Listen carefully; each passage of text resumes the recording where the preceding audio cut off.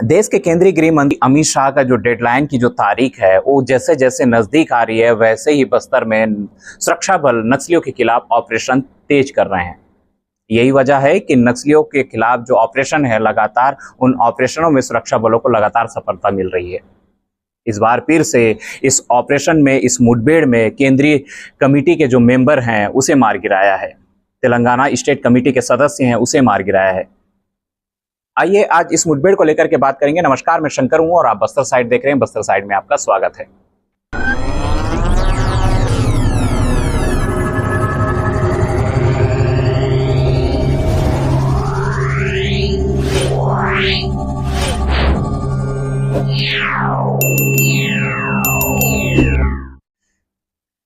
बस्तर के बीजापुर जिले में जो इंद्रावती नेशनल एरिया पार्क पर जो की बात की जाए तो जो जंगल क्षेत्र है उस इलाके में माओवादी होने की सूचना मिली थी। उस आधार पर एक बार फिर से सुरक्षा बलों का जो संयुक्त ऑपरेशन है, बात की जाए तो कोबरा, डीआरजी और एसटीएफ, इन संयुक्त जवानों का साझा यह ऑपरेशन है। इस ऑपरेशन में लगातार सुरक्षा बलों को सफलता मिल रही है। जैसे कि आपको ध्यान होगा कि जिस तरीके से जो यह ऑपरेशन है, इस ऑपरेशन में जो माओवादी के जो शीर्ष नेता हैं वो मारे जा रहे हैं। सबसे पहले जो मुठभेड़ हुई थी, इस मुठभेड़ में जो की बात की जाए तो जो प्रारंभिक तौर पर जो जानकारी निकल के आई थी कि जो सीसीएम केंद्रीय कमेटी के जो मेंबर हैं सुधाकर उर्फ गौतम, उसे मार गिराया है पहले दिन के मुठभेड़ में। उसके बाद उस मौके से एक AK-47 बरामद होने की सूचना मिली थी। उसके दूसरे दिन ही अगर बात की जाए तो तेलंगाना स्टेट कमेटी के जो सदस्य हैं भास्कर, उसे मार गिराया है। वो लंबे समय से बात की जाए तो माओवादी संगठन के जो शीर्ष नेता, उनकी रणनीति में उनकी उपस्थिति बताई जाती थी। और ऐसे में बात की जाए तो तेलंगाना स्टेट कमेटी के जो भास्कर हैं उसे मार गिराया है और साथ ही मौके से एक AK-47 हथियार भी बरामद किया गया है। तो इस लिहाज से देखा जाए तो एक बड़ी सफलता है, क्योंकि जो माओवादी संगठन के जो शीर्ष नेता हैं वो अब सुरक्षा बलों के निशाने पे हैं और लगातार उन्हें मार गिराया जा रहा है।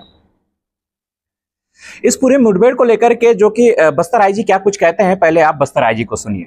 सफलता बढ़ा देती है सर, कितना बड़ा कैडर का नक्सली ये था और पुलिस ब्यूरो लगभग कितने बचे हुए, कितनी को अपडेट कर दी। दिनांक 21 मई 2025 को जिला नारायणपुर का अबुजमान जंगल क्षेत्र अंतर्गत हुई मुठभेड़ में सीपी माओवादी संगठन का जनरल सेक्रेटरी बसवराजू का डेड बॉडी सुरक्षा बल द्वारा रिकवर की गई थी। तत्पश्चात आज दिनांक 6 जून 2025 को सुरक्षा बल को नक्सल विरोधी अभियान में एक और काफ़ी बड़ी उपलब्धि हासिल हुआ। आज दिनांक को जिला बीजापुर के नेशनल पार्क इलाका में माओवादी कैडर्स की उपस्थिति का आसूचक के आधार पर डीआरजी, एसटीएफ, कोबरा का संयुक्त टीम अभियान के लिए रवाना की गए थे। अभियान के दौरान आज प्रातः 7-8 बजे से लेकर अनेक बार माओवादी एवं सुरक्षा बल के बीच में मुठभेड़ हुई। मुठभेड़ के उपरांत इलाका के सर्चिंग में एक माओवादी कैडर का डेड बॉडी, AK-47 राइफल और काफ़ी बड़ी संख्या में अन्य आर्म्स अम्युनिशन भी मुठभेड़ स्थल से बरामद हुई।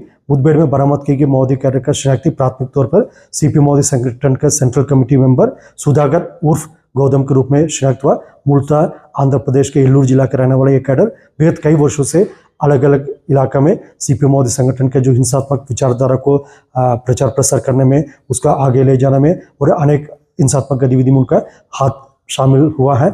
और इस कैडर के संपूर्ण और डिटेल्स इकट्ठा की जा रही है और आसपास इलाके में अभी भी सर्चिंग अभियान जारी है, इसलिए हम और डिटेल जानकारी अभी खुलासा नहीं कर सकता। जैसे अभियान पूर्ण होने के पश्चात इस मुठभेड़ के संबंध में और डिटेल हम शेयर करेंगे। मानसिक रूप से ये पढ़ाने में इसका नाम सामने आता रहा है, नक्सलवाद का पूरी तरीके से ये पढ़ाई करवाता। सर कितना बड़ा जो ये सफलता ये मान रहे हैं, और दूसरा ये विचारधारा को कैसे खत्म किया जाएगा। जैसे दिनांक 21 मई 2025 को सीपी माओवादी संगठन का जो सरगना बसवराजू का डेड बॉडी रिकवर करने के पश्चात उस माओवादी संगठन का अंत सबका एक निश्चित रूप से और बहुत निकट में नजर आ रहे थे। और उसी सिलसिले में लगातार भी कार्रवाई करते हुए आज 6 जून को सीपी माओवादी संगठन का जो विचारधारा का जो सरगना है, जो सुधाकर उर्फ गौतम, जो विगत कई वर्षों से रिपोस है ना माओवादी का जो एक रेवोल्यूशनरी जो पॉलिटिकल स्कूल है ना, उनके एक हिंसात्मक विचारधारा, उनके एक जो आदिवासी विरोधी, एक जन विरोधी विचारधारा का एक सरगना रहा। उनके अंत से हम ये भी देख रहे हैं जो सीपी माओवादी संगठन का जो सब उनकी मिलिट्री स्ट्रेंथ जैसा कम होते जा रहा है, साथ साथ उनके जो पॉलिटिकल विचारधारा, उनके एक हिंसात्मक विचारधारा का भी अभी आने वाले समय में बहुत जल्दी अंत को हमको देखने के लिए मिलेगा। बीजापुर के इंद्रावती नेशनल पार्क क्षेत्र पर जो कि नक्सलियों के खिलाफ जो एंटी नक्सल ऑपरेशन है सुरक्षा बलों का लगातार जारी है। आज से 4था दिन है। आइए हम आपको बताते हैं कि बीते जो इन 4 दिनों में क्या कुछ सुरक्षा बलों को सफलता मिली है इस पूरे मुठभेड़ में। सबसे पहले जो मुठभेड़ में जो जिस तरीके से जो प्रेस नोट जारी किया गया है उसे मैं आपको सबसे पहले पढ़कर सुनाता हूँ। इस मुठभेड़ को लेकर के जो प्रेस नोट जारी किया है, एंटी नक्सल ऑपरेशन में अगर बात की जाए तो अब तक के इन 4 दिनों के जो ऑपरेशन में 7 माओवादियों को मार गिराया है, जिसमें मुठभेड़ में सेंट्रल कमेटी सदस्य गौतम उर्फ सुधाकर और तेलंगाना राज्य कमेटी सदस्य भास्कर भी शामिल हैं। आपको ज्ञान होगा कि आपको जानकारी होगी जिस तरीके से इस मुठभेड़ में जो जानकारी निकल के आई थी कि सबसे पहले इस मुठभेड़ में जो कि सीसीएम सेंट्रल कमेटी के जो मेंबर हैं गौतम उर्फ सुधाकर जो कि उसे मार गिराया था। मौके से एक हथियार भी ऑटोमेटिक वेपन्स भी बरामद किया गया है जो AK-47 है, और दूसरे दिन जो कि तल कमेटी सदस्य इसे मार गिराया है। बीजापुर जिले के पार्क क्षेत्र में चल नक्सल विरोधी अभियानों की निरंतरता अभियानों में अब तक 3 दिनों से चल रहा ऑपरेशन जो कि बात जाए तो आज उसका 4था दिन है। इन 3 दिनों में अगर बात की जाए तो 3 दिनों में नेशनल एरिया पार्क में अलग अलग जगह मुठभेड़ हुआ। अब तक के कुल 7 नक्सलियों के शव और ऑटोमेटिक हथियार बरामद किए गए हैं। यह ऑपरेशन 5 तारीख को लॉन्च किया गया था।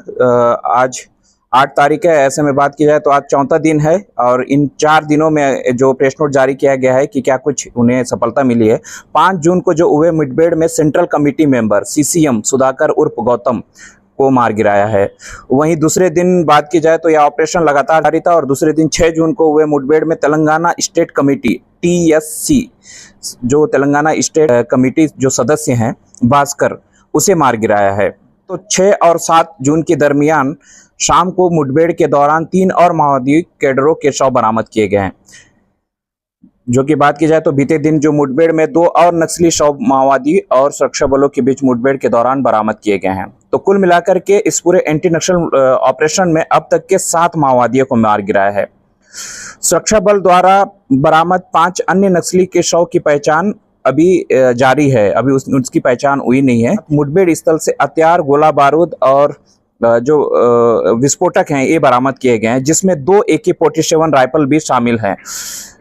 जाहिर सी बात है कि ऑटोमेटिक वेपन्स जो कि एक सीसीएम सुधाकर उर्फ गौतम को मार गिराया उसकी हथियार होगी और दूसरा जो हथियार AK-47 है वो भास्कर का होगा जो TSC तेलंगाना स्टेट कमेटी का सदस्य है। इस ऑपरेशन में सुरक्षा बल के जवानों को सर्पदंश, मधुमक्खी के डंक, डिहाइड्रेशन और अन्य मंदी कारण से भी चोट आई है। जैसे कि गर्मी का हालांकि मानसून दस्तक दे चुका है लेकिन अब भी बस्तर में गर्मी है और ऐसे में बात की जाए तो जो इस सुरक्षा बल के ऑपरेशन में जो डिहाइड्रेशन का भी शिकार हो रहे हैं और वहीं पर बात की जाए तो सर्पदंश, मधुमक्खी के डंक से भी जो कि जो जवान हैं वो घायल हुए हैं। उन्हें आवश्यक चिकित्सा उपचार प्रदान किया गया है। अभी फिलहाल जवानों की स्थिति सामान्य है। और इसमें और लिखते हैं आगे कि जंगलों में क्षेत्र सर्च ऑपरेशन एवं एरिया डोमिनेशन अभियान वर्तमान में भी जारी है। इससे स्पष्ट है कि यह एंटी नक्सल ऑपरेशन अब भी जारी है। सुरक्षा बलों का अब भी उस इलाके में ऑपरेशन जारी है और लगातार उन इलाकों में बात की जाए तो जो माओवादियों के शीर्ष नेताओं ने की सूचना मिली थी उस आधार पर यह संयुक्त साझा ऑपरेशन लॉन्च किया गया था। अब देखने वाली बात होगी कि यह ऑपरेशन कब तक के चलता है और ऑपरेशन के बाद आने वाले दिनों में क्या कुछ सफलता मिल सकती है और क्या कुछ जानकारी है ये भी हम आपको बताएंगे। मुझे लगा कि ये मुठभेड़ से लेकर की जानकारी थी आपको बतानी जरूरी है, तो इस वजह से यह वीडियो मैंने तैयार किया। तो अगर आपको लगता है कि यह वीडियो जब की जानकारीपूर्ण है तो इस वीडियो को ज़्यादा से ज़्यादा शेयर कीजिएगा। अगर आप मेरे बस्तर साइट यूट्यूब चैनल पर नए हैं तो मेरे चैनल को सब्सक्राइब कीजिएगा ताकि आने वाली जो खबर है वो उस खबर से आप अपडेट रह सकेंगे। धन्यवाद।